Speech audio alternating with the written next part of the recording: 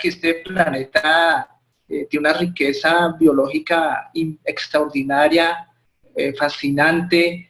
Muchas veces conocemos más de lo que pasa con los descubrimientos que se dan en el sistema solar o en el universo, y a veces conocemos muy poco lo que hay en nuestro propio planeta, ¿no? Esa extraordinaria riqueza.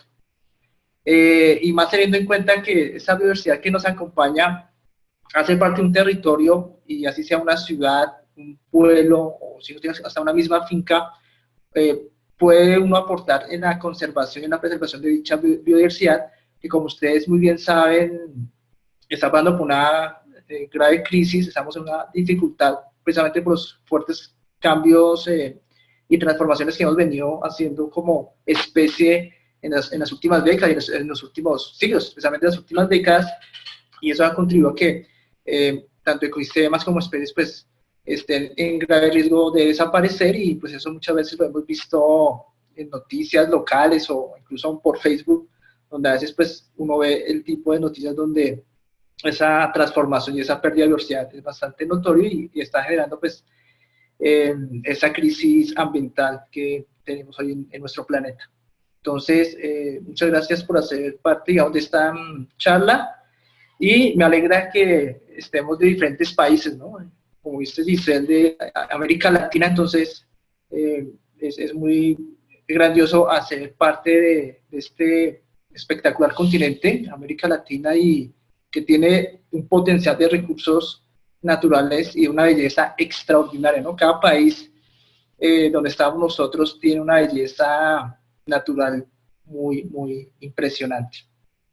Entonces, precisamente, la diversidad como campo, como eje, enfocado hacia este territorio, ¿no? Cada uno de nosotros vivimos dentro de un espacio geográfico, y de ese espacio geográfico se tienen unos recursos que van en beneficio de nosotros, igual ya sean alimentos, recursos para nuestras diferentes necesidades. Y en ese territorio donde hacemos parte, pues también vamos a encontrar elementos de lo que conocemos como biodiversidad. Ustedes ya saben que esa parte de diversidad enfocada o relacionada como todas las manifestaciones de vida que encontramos en nuestro planeta. Precisamente, de una u otra manera, es importante empezar con esta frase, que es, digamos, de unos grandes ecólogos de acá de Colombia, que él maneja. Esta frase me parece interesante, ¿no? Y es: la dinámica de los ecosistemas no será una amenaza contra las comunidades humanas en la medida en que nuestra propia dinámica no sea una amenaza contra ellos. Entonces, de una otra manera, como que esta frase pues busca establecer esa relación entre biodiversidad y manejo y uso del territorio. Y precisamente ese manejo y uso del territorio es importante para hacer uso y conservar esa diversidad, la parte de la planificación o planeación o el ordenamiento territorial. Entonces, con esta frase que parece como que sería como ese toque a la relación entre biodiversidad y planeación y ordenamiento del territorio. Bueno, con ustedes, no sé si ustedes ya han conocido esa parte de la biodiversidad relacionado con diferentes niveles de organización. Entonces, la biodiversidad, digamos, la entendemos o la manejamos en primer lugar, como ya les dije al inicio, como toda manifestación de forma de vida. Es un concepto reciente, más o menos en la década de los 80 empieza ya a hablarse de ese término de biodiversidad, y ese término de biodiversidad lo hemos venido, o sea, venimos trabajando en como unos niveles de organización. Esos niveles de organización son los que conforman o constituyen eso que nosotros consideramos biodiversidad. ¿Cuáles son esos niveles de organización que tradicionalmente se han venido trabajando? Uno que se considera de tipo genético, es decir, toda la diversidad o formas o variaciones dentro de las poblaciones que hacen parte de una misma especie. También tengo la diversidad en un nivel de especies, y tengo el nivel de organización a nivel de ecosistemas, la variedad de ecosistemas que tiene un territorio determinado. Entonces, esos son los tres niveles de organización que tradicionalmente se trabajan con respecto a la biodiversidad. Resulta que en la forma de conservar la biodiversidad siempre se ha ido enfocando en la parte de ecosistemas. ¿Por qué la parte de ecosistemas? Porque, digamos, se considera que si yo protejo un ecosistema, estoy protegiendo especies, y si estoy protegiendo especies, estoy protegiendo diversidad genética que conforma cada una de esas especies. Pero resulta que esos niveles de organización responden de forma diferente de acuerdo a una escala espacial. Por lo tanto, esos niveles de organización no son iguales en cómo se me manifiestan de acuerdo a una escala espacial, porque no se está teniendo en cuenta dos dimensiones más dentro de lo que llamamos diversidad. ¿Cuáles son esas dos dimensiones más? Corresponden a la escala espacial y a los procesos. Y se incluyen otros niveles.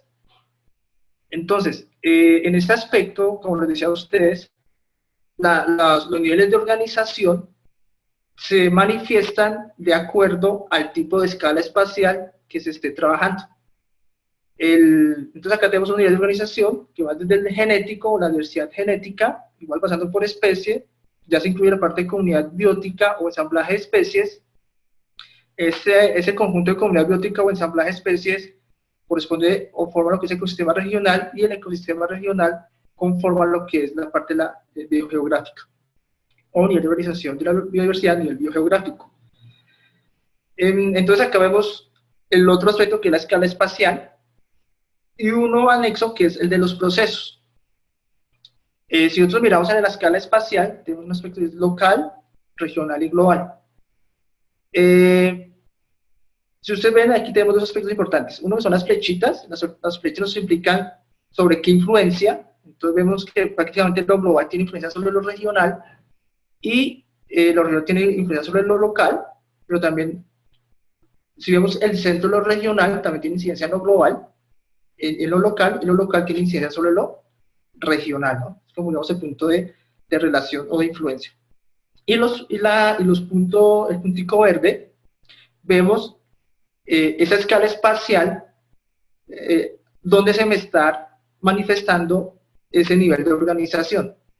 Entonces, a nivel espacial global, el nivel de organización a nivel de biodiversidad es de tipo biogeográfico. Si vemos el regional, se me manifiesta en prácticamente los demás niveles de organización, mientras que en el de genético, la especie, y el de comunidad biótica se manifiestan en una escala más de tipo local.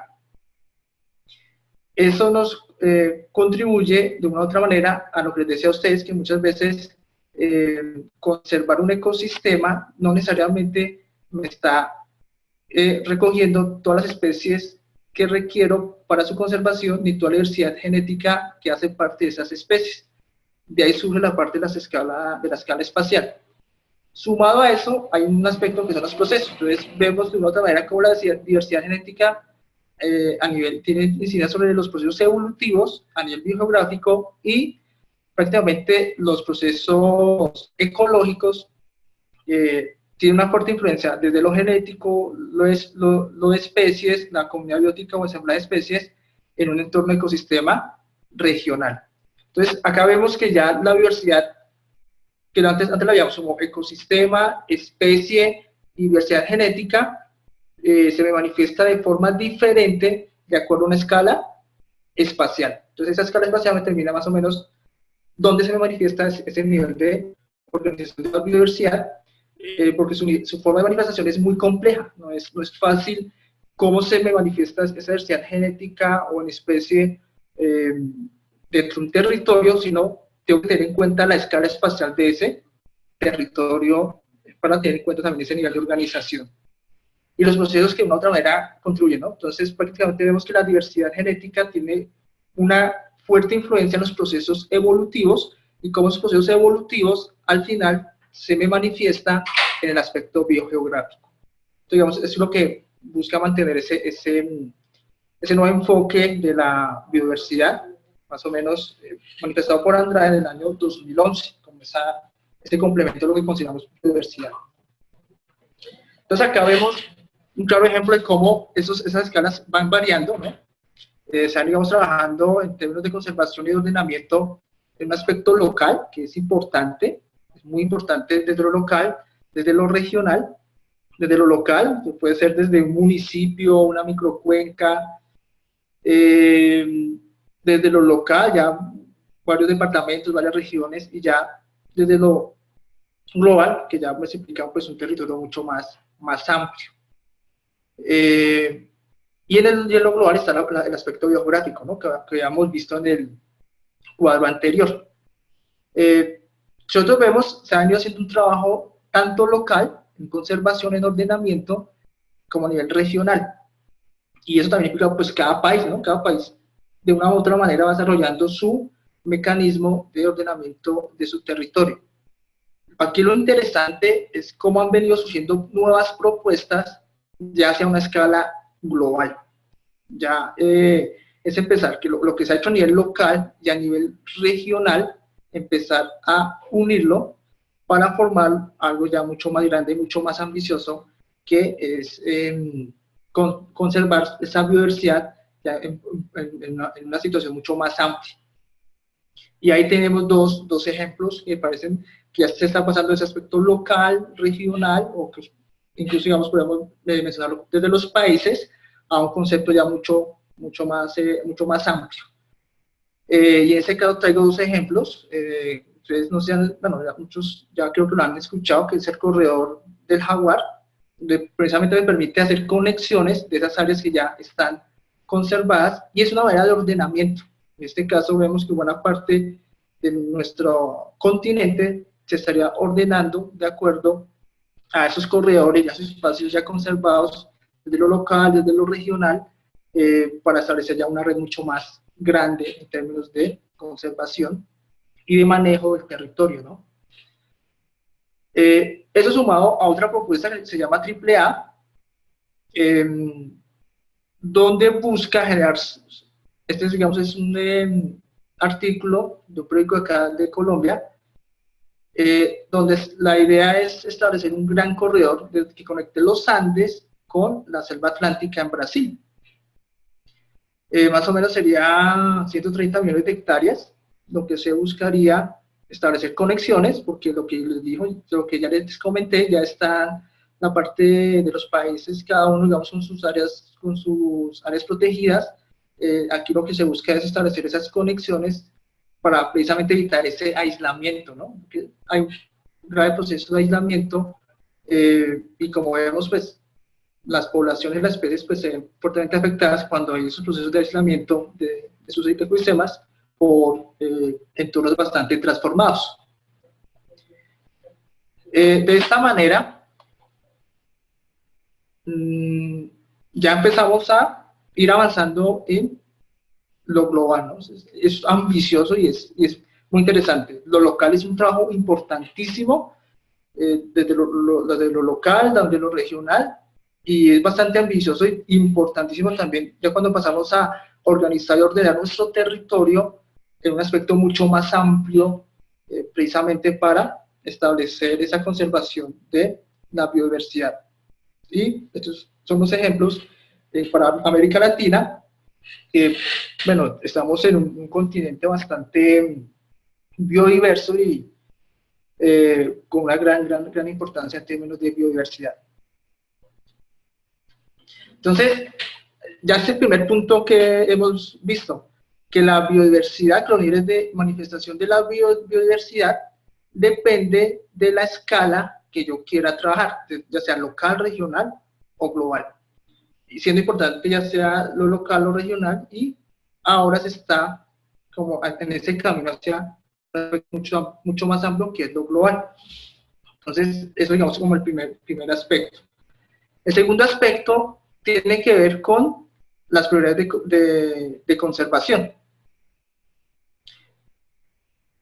Nosotros antes hemos visto, o digamos en la literatura, que las áreas o los ecosistemas prioritarios para su conservación, o son porque presentan una altísima riqueza de especies, un alto grado de amenaza y también un alto grado de endemismo.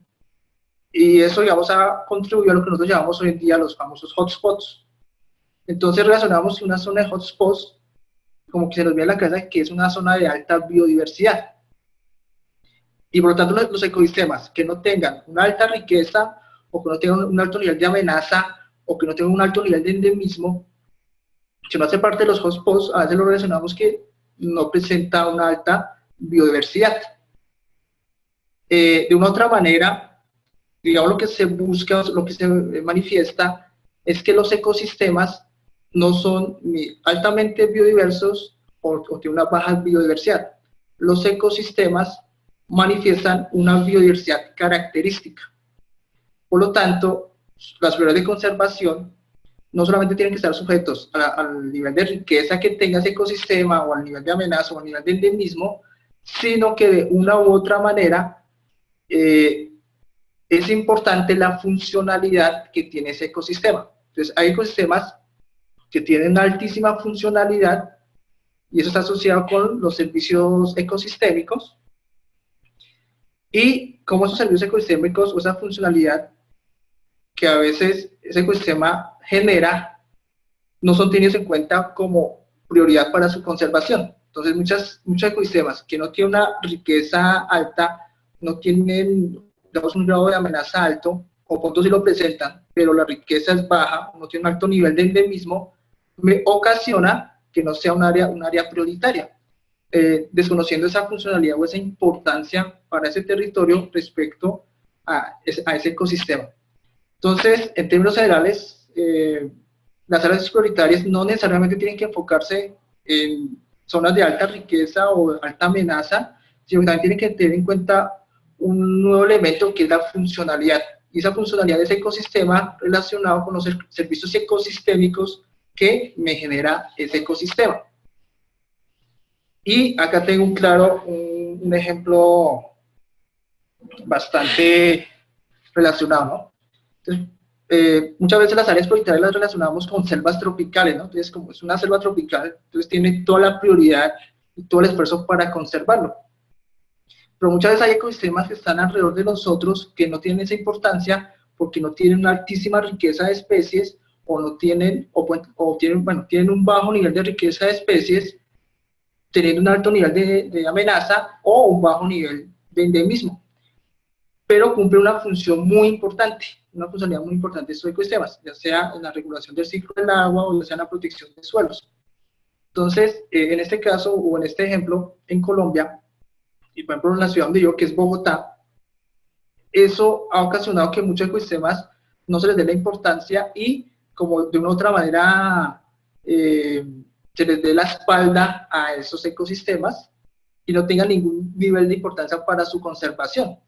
Y precisamente porque no tiene ningún nivel de importancia para su conservación, porque no tienen ni esa riqueza ni ese nivel de endemismo, aunque sea hay cierto nivel de amenaza. Entonces, al lado derecho de sus pantallas, hay un caso, digamos, de ecosistemas para Bogotá, para Colombia, de unos enclaves secos que no son tenidos en cuenta en su conservación, pero son muy funcionales porque mantienen o protegen el suelo de esos procesos de erosión, ¿no? de desertificación. Entonces, de una u otra manera es importante tener en cuenta los ecosistemas en su priorización para conservación, no solamente en el nivel de riqueza, en el nivel de endemismo, sino en el nivel de funcionalidad, porque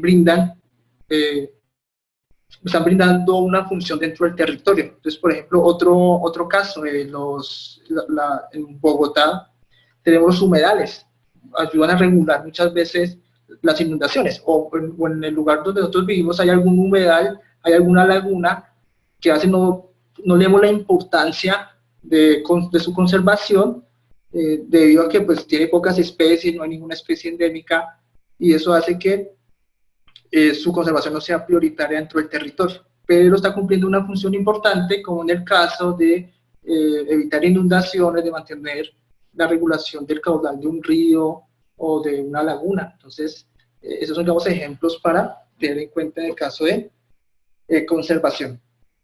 Entonces ya vimos que hay dos aspectos, ¿no? Un primer aspecto, que la biodiversidad se manifiesta de acuerdo a unas escalas espaciales, para tenerlo en cuenta. Hay un segundo aspecto, que las áreas prioritarias no necesariamente están relacionadas con el grado de riqueza, ni con el nivel de endemismo, ni con el nivel de amenaza, sino que también juega un papel fundamental la funcionalidad de ese ecosistema dentro del territorio, como forma de priorizar su conservación, con el fin de evitar que hay ecosistemas así como que pasan al olvido o les damos la espalda y no son importantes tenerlos en cuenta a la hora de planificar un territorio, ordenar un territorio. Entonces, como no es importante, entonces ese ecosistema empieza a ser transformado, ¿no? Cuando menos totalmente desaparece. Precisamente es lo que vemos en este cuadro, donde vemos los aspectos importantes, los cambios en las especies y los cambios en los ecosistemas. Tenemos la parte de predicción, que más adelante vamos a ver la diferencia entre preservar y conservar. En el caso de preservar, proviene de prever, ¿no? Y en el caso de prever, ¿a qué hace referencia? Tengo un ecosistema natural, ese ecosistema natural de una u otra manera no ha sido transformado, no ha sido tocado, pero sé que con el tiempo van a empezar a tener cambios o transformaciones. Entonces ese ecosistema natural que no ha sido todavía transformado, pero con el tiempo las presiones van a generar cambios en ese ecosistema natural, lo que sucede ahí es una preservación. Entonces se preserva ese ecosistema natural con el fin de evitar esas transformaciones que con el tiempo van a venir, o esos cambios que sobre ese ecosistema van a venir. Ahora bien, en el caso de la precaución, ahí sí viene la conservación. ¿Por qué la conservación? Porque ya ese ecosistema ha empezado a sufrir transformaciones o cambios. Ese ecosistema natural ha empezado a tener transformaciones o cambios. Como ya empieza a tener transformaciones o cambios, ahí empieza la parte de precaución y entra lo que es la conservación. Antes tengo la parte de preservar, la preservación, ahora entra la parte de conservación. Ya en la parte de crisis, ya cuando hay ciertos, ya los cambios son bastante fuertes en el ecosistema natural, pues entra la parte de la restauración. Entonces la restauración juega un papel fundamental cuando todavía ese ecosistema no ha colapsado, tiene condiciones que permiten, con la ayuda del ser humano, a tener un estado muy parecido a sus condiciones originales antes de entrar todas las transformaciones o cambios sobre ese ecosistema. Y, bueno, en el caso de cuando hay bastantes situaciones que me generan la desaparición de una especie, pues entra lo que es la extinción, ya en la última parte del cuadro. Y en el caso de los ecosistemas, puede entrar ya un reemplazo, que ya serían los famosos ecosistemas emergentes. Algo que tiene ahorita, no sé si ustedes han escuchado esa parte del famoso antropoceno. Estamos en la época del antropoceno, ¿no? O sea, la fuerte transformación que nosotros como seres humanos hemos ocasionado en el planeta. Entonces ya estamos hablando de una época del antropoceno, porque ya nuestros ecosistemas han sido, en muchas partes del planeta han sido fuertemente transformados. Y frente a ese antropoceno viene esa parte de los nuevos ecosistemas o los ecosistemas emergentes. Entonces, los ecosistemas emergentes ya son ecosistemas cuyas especies no corresponden a las especies originales de ese ecosistema natural, conservan muy pocas especies, que son las que logran sobrevivir a todas las transformaciones, a todos esos cambios, pero se suman especies de origen diferente, y esas especies de origen diferente pues son las especies introducidas, y eso me genera algo nuevo, algo que no corresponde a lo que había antes. Entonces, ese reemplazo de ecosistema natural previo ya me genera lo que se llama ecosistema emergente, que es algo nuevo, ¿no? Y frente a eso, pues está mirándose cómo se manejan esos ecosistemas emergentes o esos nuevos ecosistemas que están surgiendo por esas transformaciones y esos cambios que se han venido dando. Entonces, digamos, de una u otra manera, es importante saber qué tanta transformación y qué tanto cambio ha tenido nuestros ecosistemas naturales en el territorio para empezar a saber qué tipo de gestión empezar a manejar o a generar. Lo ideal es que, pues, esté en la parte de previsión, pero sabemos que, pues, porque muchos ecosistemas naturales están siendo fuertemente transformados, entonces, sea la parte de conservación, y lo otro es la parte de restauración de esos ecosistemas naturales que han sido de una u otra manera transformados. Esto nos lleva al siguiente aspecto. Quiero decir a ustedes, si ustedes, bueno, se dan cuenta, aquí hay dos elementos, que es lo que ya estamos empezando a manejar, y es cómo los ecosistemas están la relación con el cambio o con la transformación. En este aspecto tengo lo que es tipo de cambio, y ese tipo de cambio hay en dos aspectos. Los ecosistemas van a sufrir transformaciones y van a sufrir cambios dentro de un territorio, o ya lo sufrieron, ¿no? O lo van a sufrir o ya lo han sufrido a través del tiempo. Entonces acá tengo lo que les decía a ustedes. En el caso de los... tengo dos tipos de cambios, los indeseados y los deseados. El indeseado, que es inevitable, es la transformación. O sea, todo ecosistema, de otra manera, si no está protegido, si no hay una forma legal de protección, pues va a estar sujeta a la transformación o al cambio. Y en el caso del cambio indeseado o inevitable, que es la transformación, como les decía a ustedes ahorita, es aquel que se desarrolla de forma caótica, no hay un orden. Entonces muchas veces esos ecosistemas que han sido, o esos territorios que antes tenían algún tipo de ecosistema natural, pero ahorita no hay nada, o sea, no hay nada de ecosistema natural porque ha habido un manejo de forma caótica en la formación de los servicios productivos o en la extracción de lo que se requiere ese ecosistema natural. Entonces, este es como el cambio que de una u otra manera pues se quiere evitar.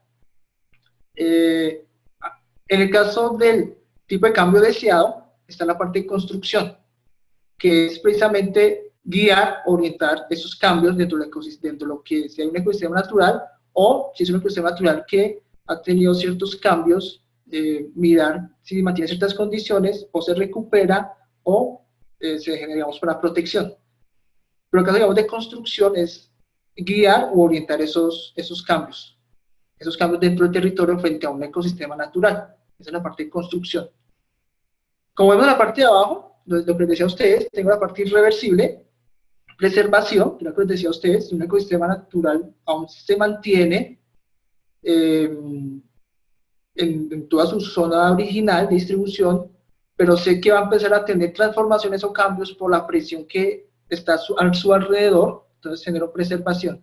Si ya ese ecosistema natural ya empezó a tener cambios, transformaciones, modificaciones, pero aún queda parte de ese ecosistema natural, quedan, digamos así, trocitos, pedacitos, entonces esos pedacitos se incluyen dentro de lo que es la parte de conservación.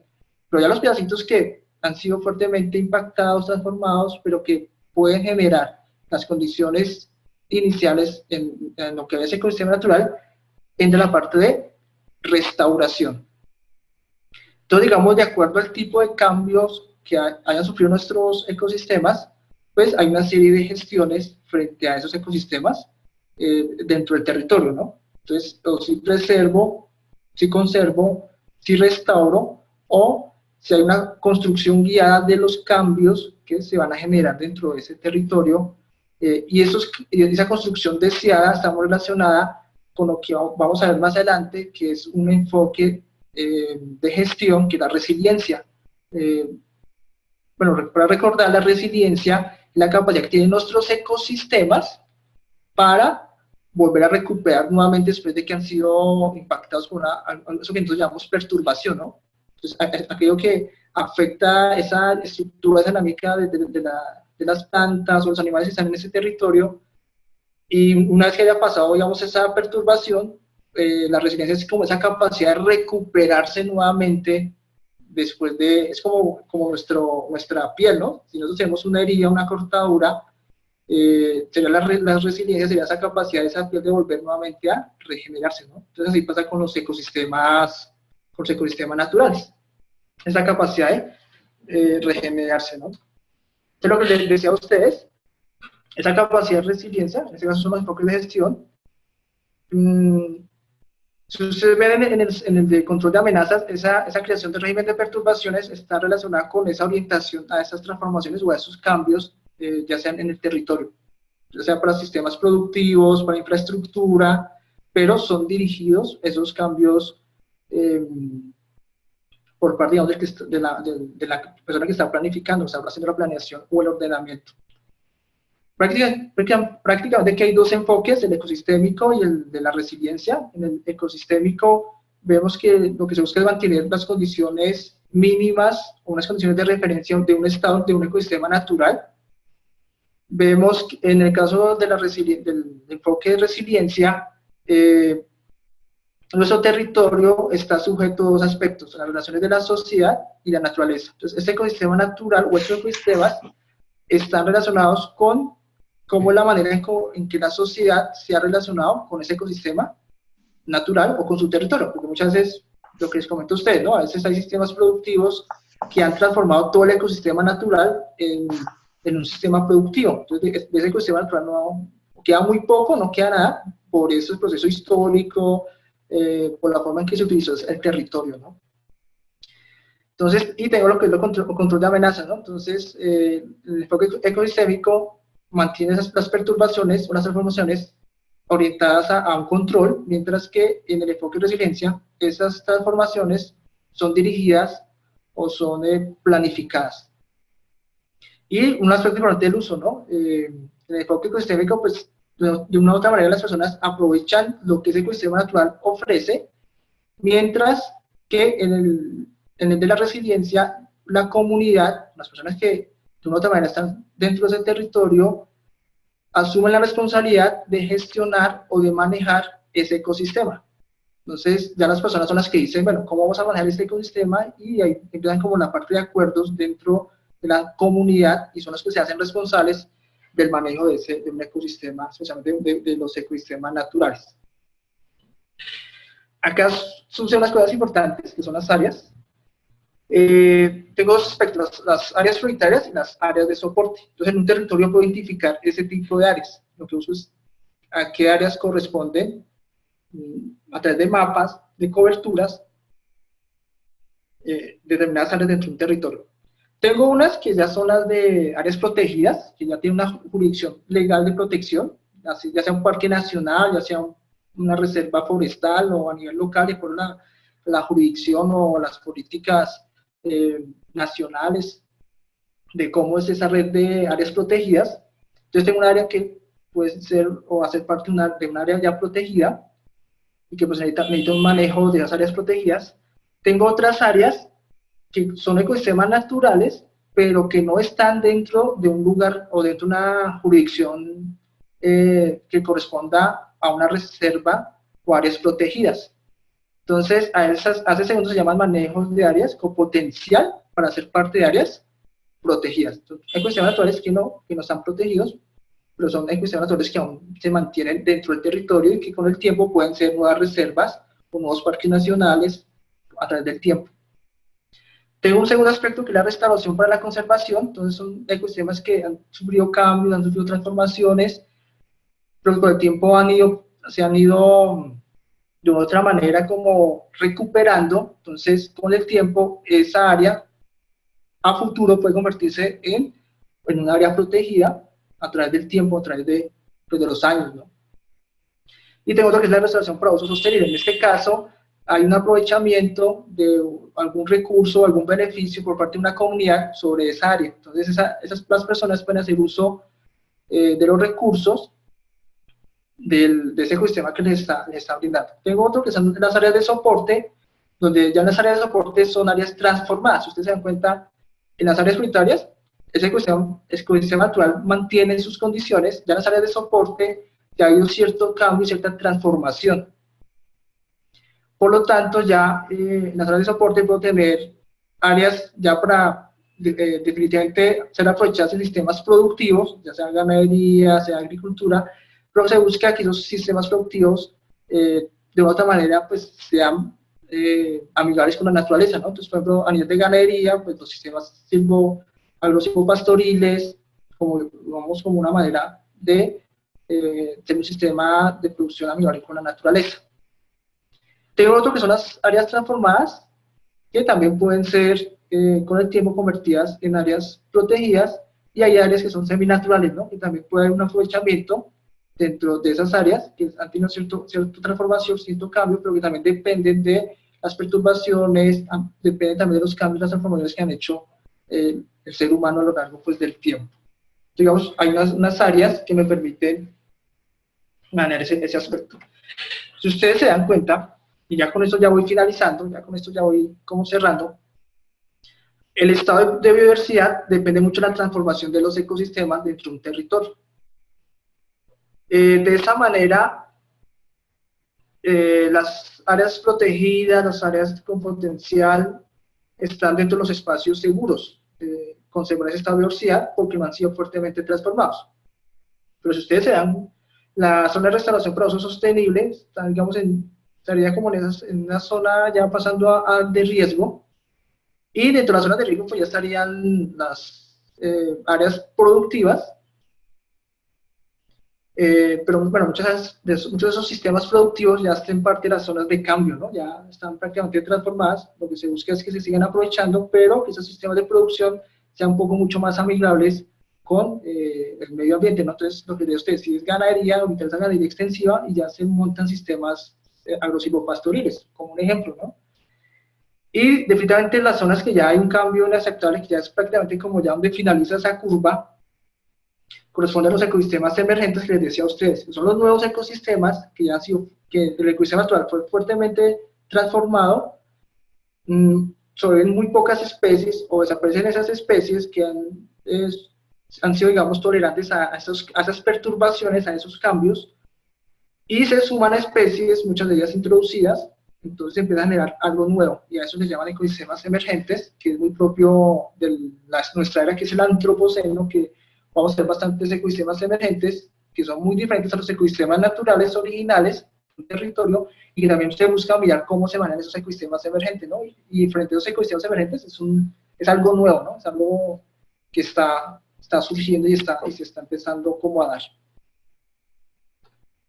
Ejemplo de los elementos de gestión de diversidad de territorio, con esas áreas nos permite generar algo que se llama estructuras ecológicas o red ecológica, donde se busca de otra manera pues, darle conexión a esas áreas que ya tienen conservación o darle un manejo a áreas especiales, ¿no? Ya sea de restauración, de conservación o de sistemas productivos, pues ya el área, si ya el ecosistema natural pues, fue prácticamente transformado. Entonces, digamos, la estructura ecológica, en este caso es el ejemplo de la estructura ecológica de Bogotá, donde tengo unos ecosistemas que están dentro de áreas protegidas, regionales, y otros que se buscan, digamos, mantener o tener potencial de conservación, y otros que de punto también de restauración de esos ecosistemas que están dentro de un territorio, pues dentro de ya lugares totalmente transformados como la ciudad, o sistemas de producción dentro de lo que corresponde a la ciudad de Bogotá. Entonces, esto es un ejemplo de estructura ecológica, puede ser una ciudad, en una vereda, que puede ser hasta en un país, como formas de establecer ese ordenamiento que se considera como estructuras ecológicas. Y un último, otro elemento de gestión corresponde a lo que es manejo del paisaje, especialmente en paisajes rurales, donde pues, vemos los agroecosistemas o los ecosistemas naturales han sido muy fuertemente impactados. En el caso de la estructura ecológica, aún se mantienen ecosistemas naturales dentro del territorio, pero ya en los paisajes rurales, los ecosistemas naturales están muy reducidos, pero también son importantes para su conservación. Entonces hay unas herramientas que me permiten establecer la importancia de conservación a esos ecosistemas prácticamente mínimos que han quedado dentro de un paisaje, porque lo que domina son los sistemas productivos. Entonces, de una u otra manera, el paisaje dentro de sistemas de producción también contribuyen a la conservación, y para eso también es importante hacer un uso del territorio, en este caso pues de las fincas, para darle o para contribuir a lo que es la conservación de la biodiversidad. Así muchas veces pues no parezca como importante, sea un parchecito de bosque, pero es importante para conservar la biodiversidad. Digamos, son algunos elementos que corresponden al manejo del paisaje.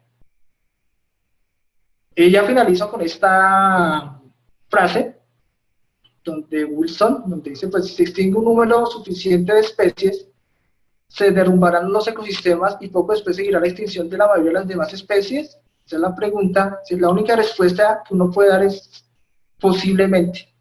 Sin embargo, tal vez cuando lo averiguemos ya demasiado tarde. Un solo planeta, un solo experimento, ¿no? Entonces, se está jugando con muchos ecosistemas, bueno, entre comillas, y pues no sabemos al final eso en qué consecuencias nos va a traer a nosotros como especie y va a traer pues al planeta esos cambios, esas transformaciones que se están dando dentro de los ecosistemas. Y bueno, muchísimas gracias por su atención, por hacer parte de esta charla y más hoy domingo, ¿no? Entonces, más a estas horas, entonces siempre agradecerle su paciencia y espero que por lo menos les haya quedado esos tres aspectos importantes, ¿no? El primero, que la biodiversidad depende de los niveles de escala, que es importante trabajar los niveles de escala, local, regional, global. Lo segundo, que es importante que las áreas prioritarias no necesariamente son las de aquel ecosistema natural que tiene más riqueza o más endemismo o mayor amenaza, sino que tiene una funcionalidad dentro del territorio. Y lo tercero, que las áreas de manejo están muy relacionadas con el grado de transformación del ecosistema, de los ecosistemas naturales que hagan parte de un territorio. Pueden ser ecosistemas naturales que están intactos, que no han sido transformados, hasta ecosistemas naturales que han sido transformados de una forma que son sistemas productivos, hasta ecosistemas que antes eran sistemas productivos, pero ya son cosas totalmente diferentes a los ecosistemas originales y reciben el nombre de ecosistemas emergentes o nuevos ecosistemas. Entonces, son como los tres elementos para tenerlos en cuenta. Muchas gracias y bueno, hasta aquí pues mi intervención el día de hoy y muchas gracias por escucharme y hacer parte de esta conferencia. Muchísimas gracias, Pedro. Bueno, entonces pasamos a la parte de preguntas. ¿Alguien quiere hacer algún comentario, algún aporte? No necesariamente una pregunta, sino que pues a veces dentro de la gente que asiste tienen ya conocimientos, tienen algún tipo de experiencia con el tema, entonces es muy enriquecedor para todos escuchar de pronto que si están trabajando o han tenido experiencias en estas cosas que nos puedan contar. Entonces, no sé si alguien quiere hacer un comentario, pregunta. ¿No? En el chat tampoco tenemos. Están súper callados hoy. Pero bueno. Yo creo que quedaron confundidos. Bueno, esperemos que no. Hola. Ok, hola. María. Eso, se animó María. Muy bien. Bueno, quiero agradecerle a Pedro por la charla, súper interesante, y bueno, yo quiero seguir averiguando más sobre el tema, entonces me interesa saber un poco bibliografía o dónde yo puedo averiguar más sobre este tema de gestión territorial para la biodiversidad. A ver, Pedro, si tú tienes de pronto bibliografía que le puedas pasar a María. Bueno, pues hay dos cositas. Una que dentro del instituto pues vamos a desarrollar un taller, con el taller profundizar más poco sobre los temas, de enfatizar algunas cosas. Entonces pues hay un taller que vamos a trabajar precisamente sobre el tema. Entonces están cordialmente invitados a ser parte del taller y alguien que hemos trabajado bastante sobre el tema se llama Germán Ignacio Andrade. Él es del Instituto Humboldt y él ha venido trabajando bastante ese tema de ordenamiento, relacionado ordenamiento con biodiversidad. Entonces, es alguien que ha venido también trabajando bastante sobre el tema y hay cosas interesantes que él plantea en relación a esa temática. Pedro, una pregunta relacionada con lo que nos dice María. ¿Tú de casualidad tienes artículos o libros sobre el tema en digital que lo pudieras compartir luego? Sí, tengo un artículo. Hay un artículo y un libro que me parece muy interesante. Es decir, me parece que es una muy buena base para entender esos temas de ordenamiento y gestión de la biodiversidad.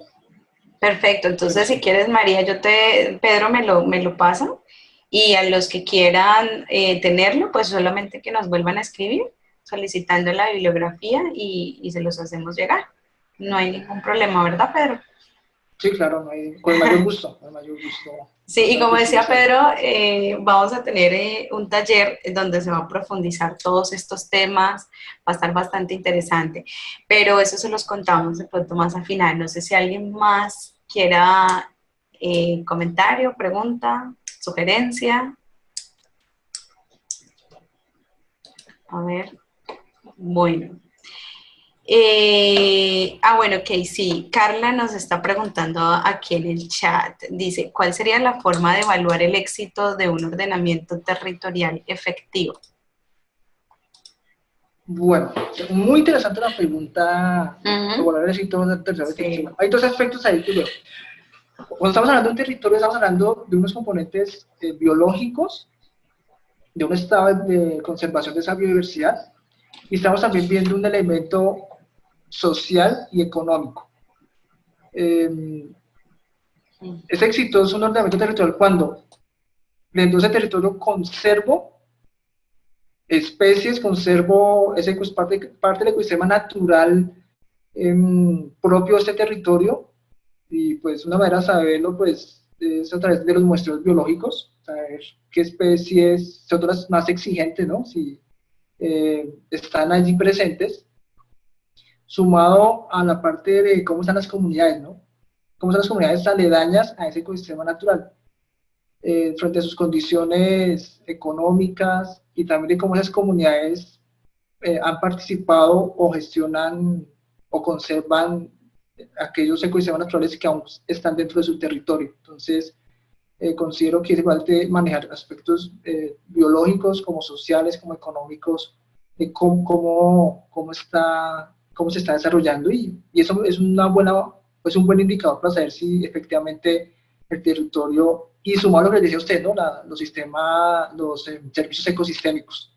Entonces, si tengo servicios ecosistémicos, si un ecosistema está avanzando servicios ecosistémicos, también es porque de una manera se ha hecho un buen trabajo en el ordenamiento de ese territorio. Vale, muchas gracias, Pedro. ¿Alguien más? Bueno, Pedro, mientras se animan, yo tengo algunas preguntas. Primero, comentarte que realmente para mí todo eso en la universidad lo vimos, pero muy por encima, ¿sí? Y pues para mí ha sido todo nuevo. No sabía toda la complejidad que había, pues sí me imaginaba que había complejidad. Entonces, realmente pues estoy un poco como con muchas cosas nuevas, mucha información nueva. Yo quería preguntarte, entonces, cuando tú hablabas de que como los ecosistemas prioritarios que se debían conservar, bueno, más que todo manejar. Entonces, en conclusión es que son los ecosistemas funcionales los que tienen prioridad por encima de que sean los otros biodiversos. No necesariamente, es decir, es importante conservar los ecosistemas que tienen una alta riqueza, que tienen que tienen un alto grado de endemismo y que tienen un alto grado de amenaza. Claro, esas son áreas que son prioritarias de conservar, digamos en eso. Sino, ¿cuál es el asunto? Que a veces por darle énfasis a esas áreas que son prioritarias y que consideramos que son prioritarias para conservar, porque tienen alta riqueza, un alto grado de amenaza o tienen un alto grado de endemismo, descuidamos otros ecosistemas que no tienen esta extraordinaria riqueza de especies o que no tienen ninguna especie endémica, pero proporcionan servicios ecosistémicos o favorecen al territorio por un servicio tipo ecosistémico. Entonces, ya sea porque regulan ciclo del agua, evitan inundaciones, o son corredores de otras áreas que sí son, digamos, prioritarias, y logran no darle la espalda a esos ecosistemas, que es lo que a veces sucede. Entonces, tengo una laguna ahí al lado de la casa, pero esa laguna, ninguno le da la importancia de conservarla, pero esa laguna, digamos, tiene la importancia de regular inundaciones, o en caso de un río, una quebrada, no le damos la importancia y no se conserva. Entonces, con el tiempo, pues ese bosque que había allí, pues desaparece porque no se le dio la eh, prioridad. Quiero que les decía a ustedes con el ejemplo acá en Bogotá, los ecosistemas secos, como son ecosistemas que no tienen un alto grado de diversidad, no tienen endemismo, pero regulan o evitan la erosión del suelo, pues no son tenidos en cuenta en conservación y están siendo fuertemente transformados por la minería. Entonces, en estos ecosistemas, lo que uno está viendo son pequeños parches de lo que uno crea como ecosistema natural, pero grandes zonas de extracción de arena, ¿no? Entonces, precisamente porque no se le ha dado la importancia o la prioridad sobre esos ecosistemas que están allí presentes. Ok, Sí, o sea que debe haber las dos cosas, sí, claro, deben haber los dos. O sea, es biodiversidad importante. y funcionalidad. Y funcionalidad, sí, es Ah, correcto. ok, perfecto. Bueno, aquí tengo a Miribi Ramírez, dice que es desde México. Dice, ¿pueden considerarse precursores de este tipo de gestión los programas de pagos por servicios ambientales? Por cierto, Miribi, un fuerte abrazo y fuerza por lo que está pasando en México. De hecho, ayer creo que hubo otro temblor, ¿no? Creo que fue ayer en la mañana, entonces pues un fuerte abrazo y pues ojalá, pues veo que estás muy bien y nos alegra, ¿vale? Entonces, ahora sí, Pedro. Bueno, igual a Mariby, eh, darle un gran saludo a nuestros hermanos mexicanos. México es un país extraordinario, también una altísima diversidad, es un país extraordinario, extraordinario, a nuestros hermanos de México. Pero bien, lo que tú consideras de esa parte de servicios ambientales, sí hace parte actualmente de los procesos de gestión, especialmente con el fin de conservar ecosistemas naturales. Eh, Sabemos que muchas veces, o de otra manera, las transformaciones o cambios en los ecosistemas naturales es resultado porque necesitamos alimentarnos, necesitamos producir materias primas, y la producción de materias primas, la necesidad de alimentarnos, pues de una u otra manera, pues contribuye a transformar ecosistemas naturales. Muchas personas lo hacen porque no tienen de otra, ¿no? O sea, tienen que tumbar un bosque para poder meter ganado o poder sembrar algo y luego poderlo vender para poder sobrevivir.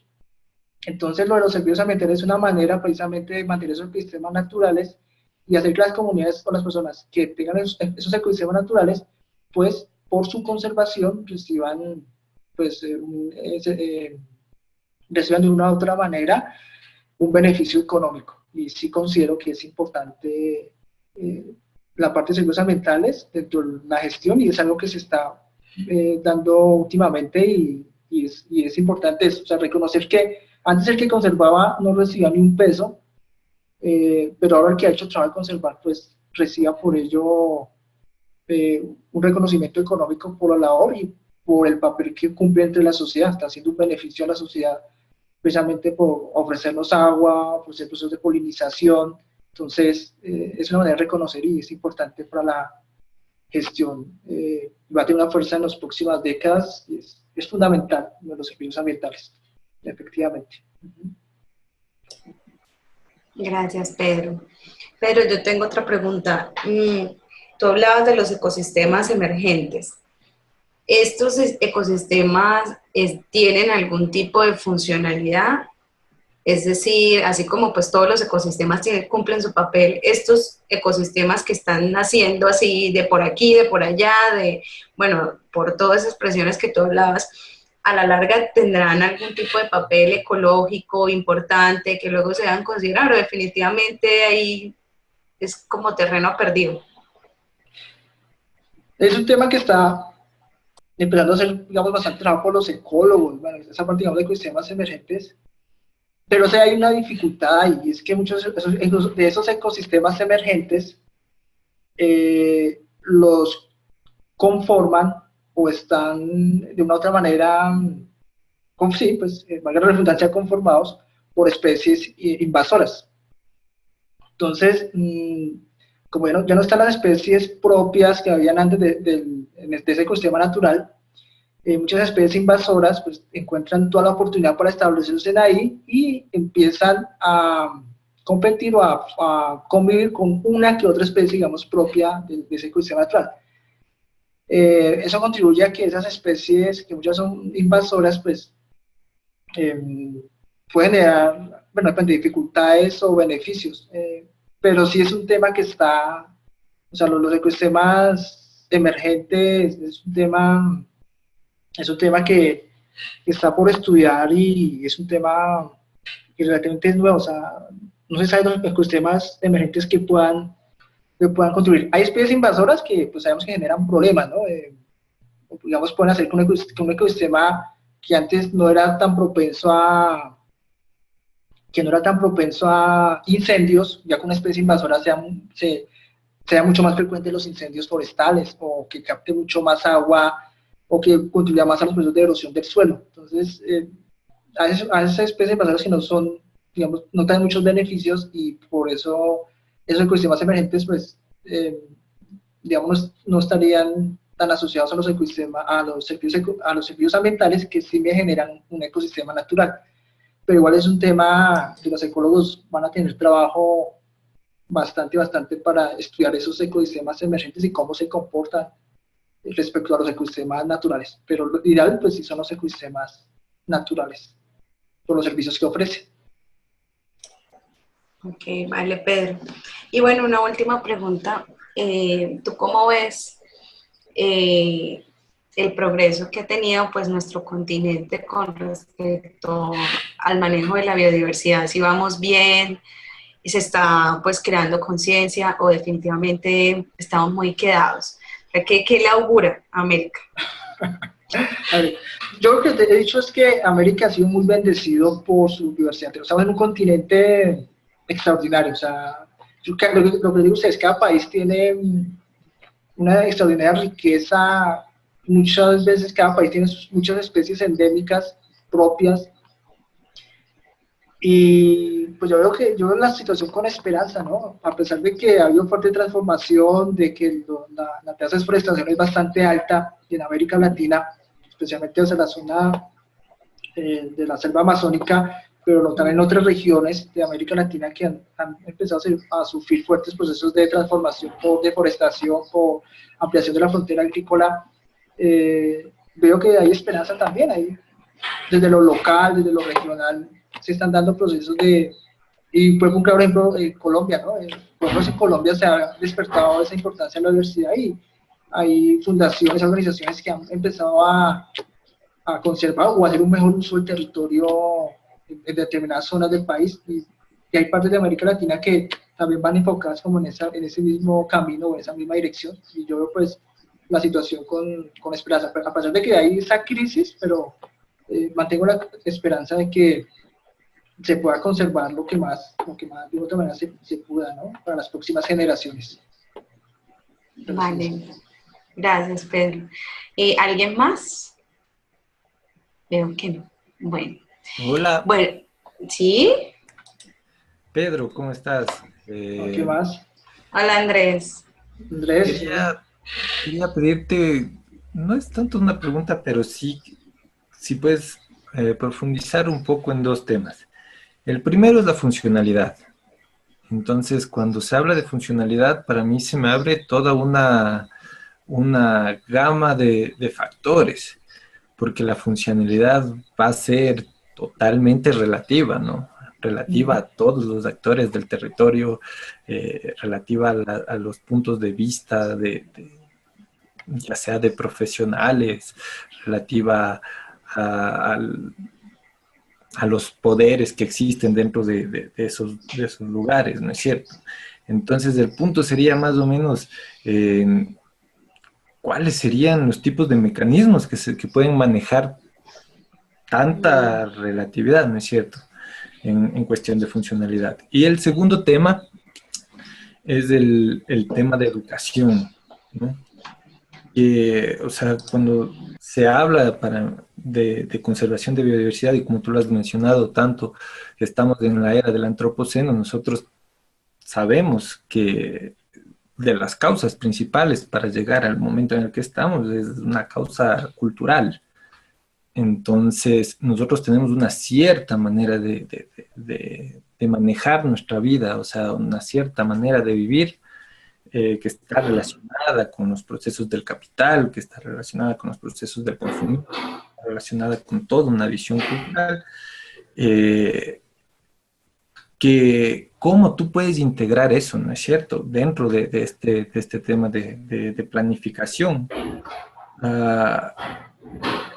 Cuando estamos hablando de la misma funcionalidad del ecosistema y cuando se habla del ecosistema como un proveedor de servicios, que es dentro de la misma lógica que nos ha llevado al punto en el que estamos, ¿no es cierto?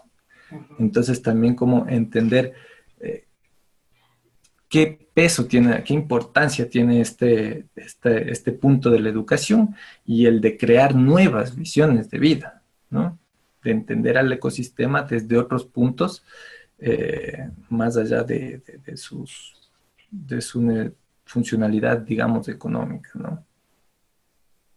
Eso. Listo, Andrés. Bueno, lo que tú planteas es interesante, ¿no? Frente a la funcionalidad, porque sí puede ser entendido desde múltiples aspectos, ¿no? Desde el aspecto ecológico, desde el aspecto económico, desde el aspecto social.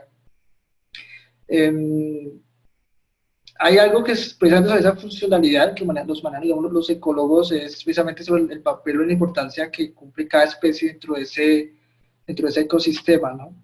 Y precisamente esa funcionalidad que cumple cada especie dentro de ese ecosistema pues, está relacionado de cómo las especies interactúan unas con otras. Eso digamos por un lugar, ¿no? De ahí precisamente se habla de colapso de ecosistemas, cuando ya no hay funcionalidades y ya las especies como que no, o se han reducido esas especies o han sido reemplazadas, pero ya cada una de ellas no están ejerciendo, digamos, como el papel importante dentro de ese ecosistema. Pero también funcionalidad está relacionada con ese aspecto que comentaba y que voy a incluirlo, y que hace parte del taller de enfoque territorial y sistemático de población de la biodiversidad, precisamente sobre los servicios. Hay una parte que son los servicios ambientales, ¿no? Muy enfocados en el componente económico. Dentro de esos servicios ambientales, pues voy en ese taller a profundizar un poco más. Pero también lo que tú planteas de la educación es muy importante, Andrés, y es muy, muy importante porque a veces no es solo ver la biodiversidad en términos económicos, o sea, no solamente es ver en qué nos beneficia, sino que también la biodiversidad, es decir, sabemos que lo que la crisis que tenemos hoy en día es porque de una u otra manera todo le hemos dado un valor, ¿no? O sea, todo tiene un precio.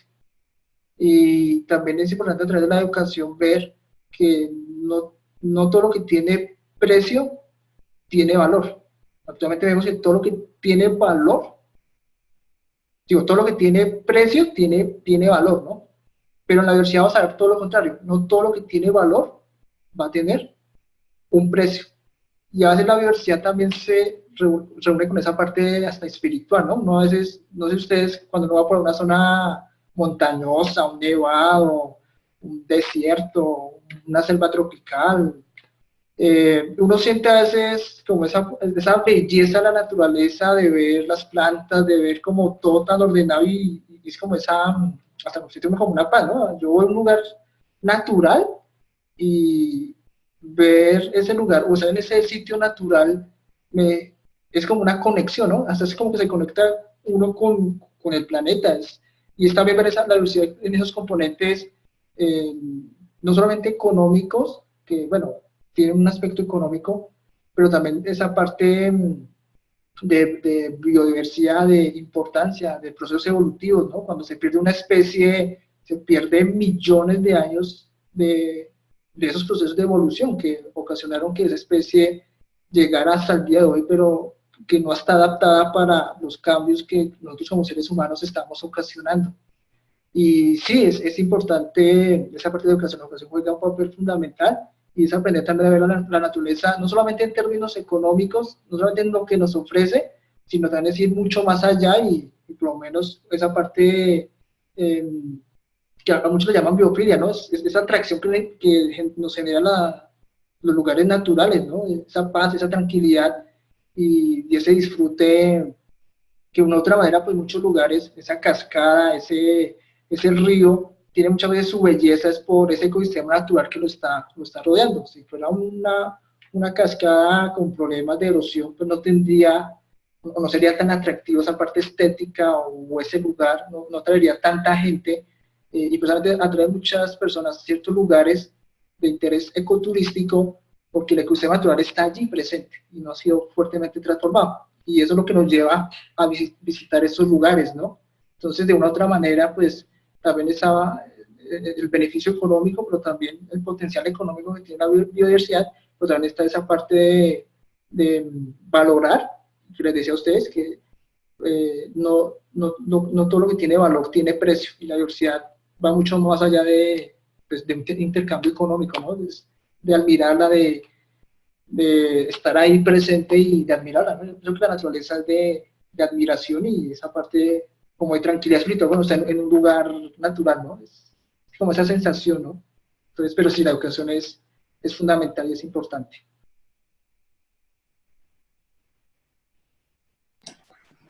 Gracias, Pedro. No sé, Andrés, si tengas algún otro comentario.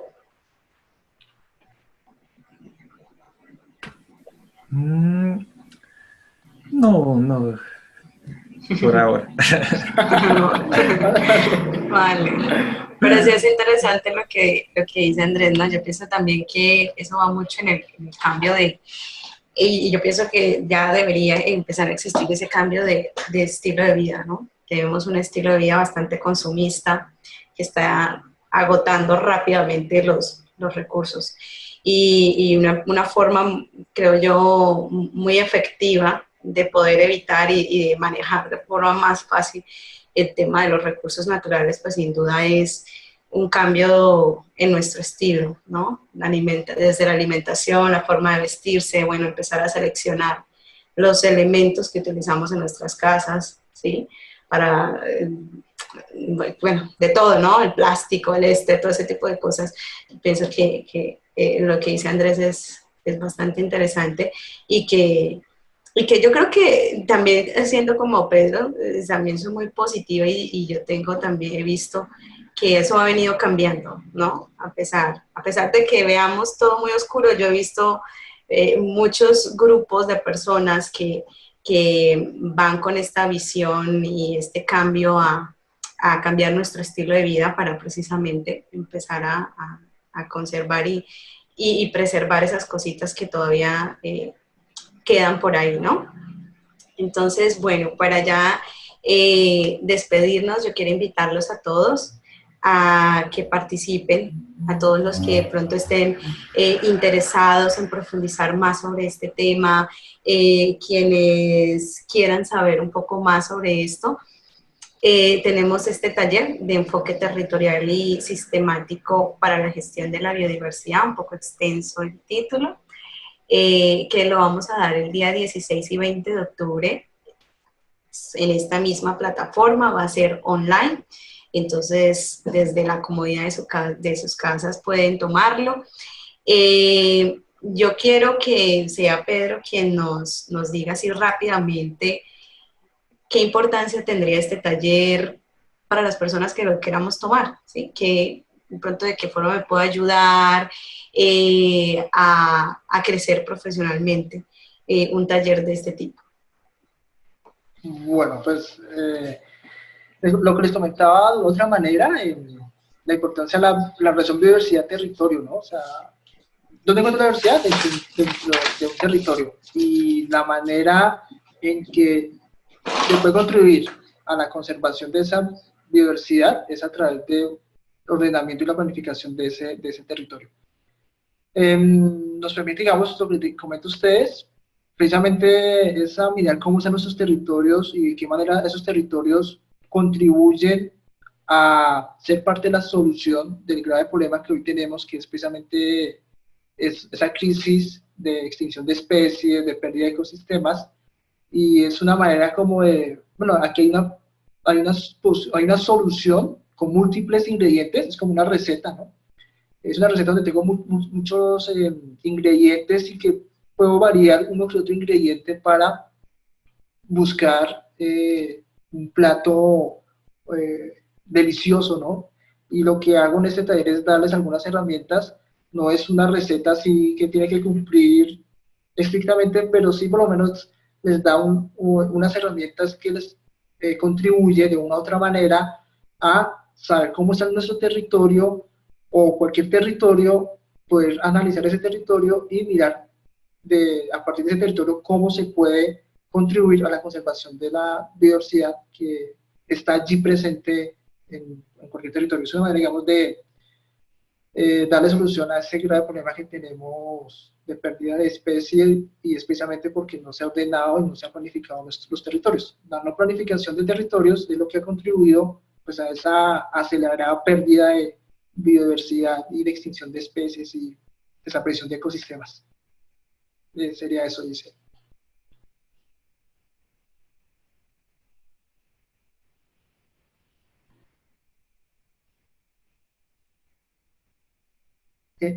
¿Qué me dices para que pongas micrófono? Listo. Siempre se me olvida. Bueno, que les comentaba que, bueno, aquí rápidamente está la temática, los módulos que se van a manejar.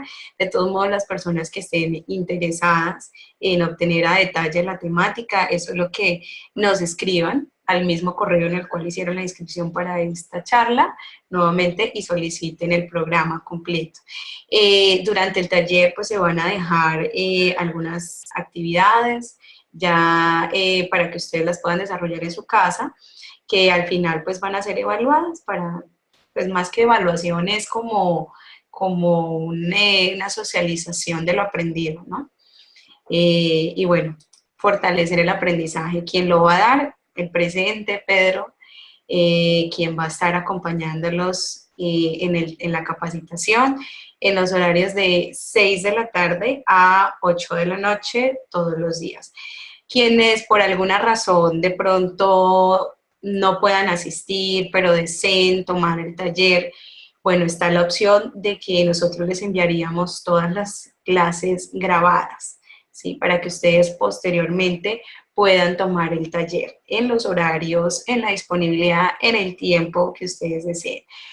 E incluso para las personas que de pronto digan, ay, yo sí puedo tomar el taller, en esos horarios está perfecto, pero si de pronto al tercer día hay algún inconveniente que tuvieron que se les impidió asistir, no se preocupen que las charlas a las cuales ustedes no asisten, también se les envían nuevamente grabadas a través de una carpeta en Dropbox, ¿vale? Bueno, el costo para los que son miembros del Club IBES tiene un costo de $40. Para quienes no son, tienen un costo de $60 hasta el día 30 de septiembre. El día 30 de septiembre se cierran las inscripciones con descuento del 50%. Posterior a la fecha, pues ya tiene un costo de $120. La inscripción es supremamente fácil, solamente tendrían que hacer dos cositas. La primera es llenar una ficha de inscripción que está en la página web www.institutovidasilvestre.org. Ahí van a encontrar la ficha de inscripción, la llenan. Una vez que la llenen, realizan el pago, que lo pueden hacer a través de diferentes métodos. Nosotros manejamos, para los que estén en Colombia, tenemos una cuenta de ahorros a nombre de la institución, o pueden hacer un giro a través de Efecti, que lo pueden hacer a mi nombre, ya que pues a nombre de empresa Efecti no lo maneja todavía. Para los que estén en el exterior, pueden hacerlo de forma online. Para quienes tienen cuenta PayPal, lo pueden realizar ahí con su tarjeta de crédito o una transferencia directa de cuenta PayPal a PayPal. O si no, los que prefieran, pues pueden hacerme un giro directamente a mí, porque lo mismo, Western Union maneja solamente giros personales, entonces lo pueden hacer llegar a mi nombre y no hay ningún problema. Si necesitan ayuda en el proceso de inscripción, que de pronto PayPal no funcionó, bueno, cualquier tipo de inquietud que tengan, ya sea logística para inscribirse o académica, que de pronto tengan alguna inquietud, mira, y este tema, cómo se va a manejar, o cualquier inquietud, con muchísimo gusto, nosotros estamos para resolverles todas esas preguntas. Entonces, nos pueden escribir por el correo, o está esta línea de WhatsApp, que es la que yo manejo, Entonces me pueden escribir ahí preguntando y con muchísimo gusto yo les respondo. Entonces los esperamos, espero que se animen a tomar el taller que realmente va a estar muy interesante. Y bueno, pues los esperamos en esos días. No sé si alguien quiere agregar algo antes ya de cerrar, si no, pues veo que en el chat, ¿no? Entonces, si no, bueno, pues nada más que agregar, darles nuevamente las gracias a todos ustedes por participar. Espero que ustedes compartan para de pronto amigos que ustedes tengan que de pronto se perdieron la charla, no hay ningún problema, nosotros vamos a subir esta charla a nuestro canal de YouTube para que la puedan ver, para que la puedan compartir. La próxima vez, si les interesó esta charla, vamos a tener más charlas. La próxima es el otro domingo. Más que todo enfocado a veterinarios, vamos a hablar de nutrición y alimentación de mamíferos en cautiverio. Para quienes estén interesados, bienvenidos. Nuevamente me gustaría volverlos a ver. Y si no, si tienen algún amigo que le interese este tema, háganselo saber. Listo, solamente tienen que inscribirse de la misma manera que ustedes lo hicieron. ¿Vale? Entonces, bueno, sin nada más que agregar, muchísimas gracias a todos, que descansen, una buena noche y bueno, nos estaremos viendo. Adiós.